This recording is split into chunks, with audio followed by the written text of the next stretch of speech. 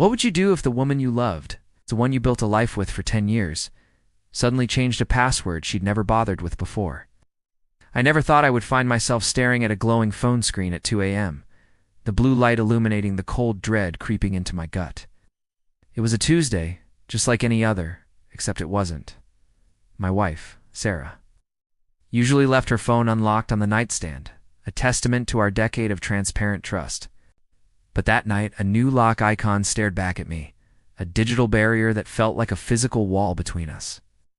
My heart hammered against my ribs, a frantic drumbeat of impending doom. I knew, with a certainty that chilled me to the bone, that something was terribly wrong. And that was just the beginning of the end. The first crack in our perfect facade appeared subtly, like a hairline fracture in glass. Sarah started working late, a new big project, at her marketing firm in downtown Chicago. Our evenings, once filled with shared meals and quiet conversation in our Lincoln Park brownstone, became solitary affairs for me. She'd come home smelling faintly of an unfamiliar cologne, not her usual floral perfume. I dismissed it at first. Stress, I told myself, new clients. But the cologne lingered, a phantom scent that pricked at my subconscious. Then came the little things. Her phone, once an open book, was now always face down, always clutched tightly. She'd disappear into the guest bathroom to take calls, her voice hushed, almost conspiratorial. One Saturday, while she was at a conference, I found a receipt tucked into her purse. It was for a high-end steakhouse in the West Loop, a place we'd always said we'd go for a special occasion.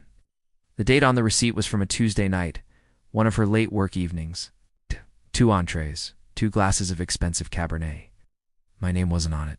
Humiliation washed over me, a bitter tide. My mind raced, trying to piece together the fragments. The cologne, the hushed calls, the secret dinners, all clicked into place with a sickening thud.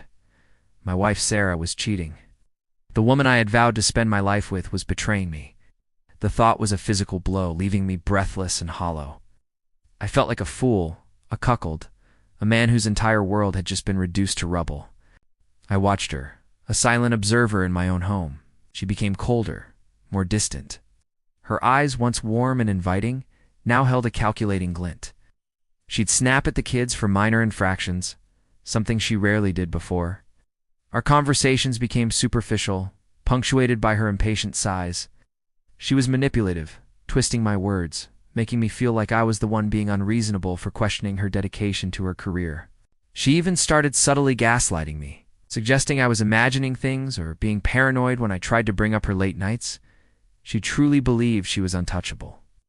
One evening, I overheard her on the phone in the backyard, her voice dripping with a sweetness she hadn't shown me in months. "I miss you too, Mark," she whispered, her laughter light and carefree. "Can't wait for our trip to Miami next month, Mark." The name echoed in my head, a new villain in my personal tragedy.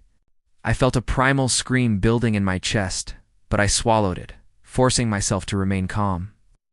This wasn't the time for an emotional outburst. This was the time for strategy. That night, I broke down.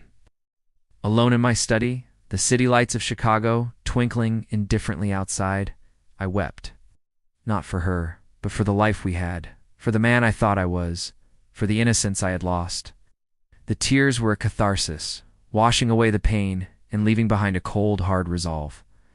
I would not be a victim. I would not let her destroy me. I would destroy her first. My revenge began quietly, meticulously. I started gathering proof. I installed discrete cameras in the house, focusing on entryways and common areas, capturing her late-night returns and hushed phone calls. I hired a private investigator, a grizzled ex-cop named Frank, who operated out of a nondescript office in a strip mall on Archer Avenue. Frank's reports were damning. Photos of Sarah and Mark, a senior partner at her firm, holding hands in Millennium Park, sharing intimate dinners at the Signature Room on the 95th floor. And, most damningly, entering and leaving a boutique hotel on Michigan Avenue. The Miami trip she'd mentioned? Frank confirmed it was a week-long business conference for Sarah and Mark. I also started digging into her finances. Sarah had always handled our joint accounts, and I trusted her implicitly. Now I scrutinized every transaction. I found a pattern of large, unexplained withdrawals, always followed by deposits into a separate, secret account I never knew existed. She was siphoning off our savings, preparing for her escape. The depth of her betrayal was staggering. With Frank's evidence and my financial discoveries, I began setting my traps. I consulted with a divorce attorney, a sharp, no-nonsense woman named Ms. Davies, whose office overlooked Lake Michigan. She advised me on the legal implications of adultery in Illinois, the division of assets, and child custody. I made copies of every piece of evidence, storing them in a secure cloud drive and a physical safe deposit box. I also started subtly shifting assets, ensuring that when the hammer fell, she would be left with nothing but the consequences of her actions. The public exposure was orchestrated with surgical precision. Sarah and Mark returned from their Miami conference, smug and oblivious. I waited until the annual company gala, a glittering affair held at the Art Institute of Chicago, an event where all the senior partners and their spouses would be present. Sarah, radiant in a new designer dress, introduced Mark to me with a forced smile, calling him her esteemed colleague. He offered a firm handshake, his eyes glinting with a barely concealed triumph. Midway through the evening, during Mark's acceptance speech for a prestigious industry award, I made my move. I had arranged for a discreet projectionist to override the presentation screen. Instead of Mark's corporate slides, a series of images flashed across the massive screen behind him. Sarah and Mark in Miami, on the beach, at dinner, entering the hotel. Then came the financial statements, highlighting the secret account and the siphoned funds. The room fell silent, a collective gasp rippling through the crowd. Sarah's face, initially a mask of confusion, contorted into horror as she realized what was happening. Mark, frozen mid-sentence, looked like a deer caught in headlights. The aftermath was swift and brutal. The divorce proceedings were a formality. With the irrefutable evidence, Sarah lost everything. Her career was in tatters. Scandal ruined her professional reputation.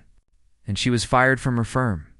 Mark, too, faced severe repercussions, losing his partnership and his standing in the industry. The secret account was emptied, the funds returned to our joint estate. She was left with nothing but a mountain of legal fees and the scorn of everyone who once admired her. Our children, though hurt, eventually understood the truth, choosing to live with me. I saw her once, months later, walking alone down a desolate street in a forgotten corner of the city, far from the upscale boutiques of Michigan Avenue. Her expensive clothes were gone, replaced by worn, ill-fitting garments. Her once arrogant stride was now a defeated shuffle. She looked older, hollowed out, a ghost of the woman she once was. She didn't see me, and I didn't acknowledge her. There was no triumph, no joy, just a quiet, chilling emptiness. The silence that followed was the loudest sound of all. The end.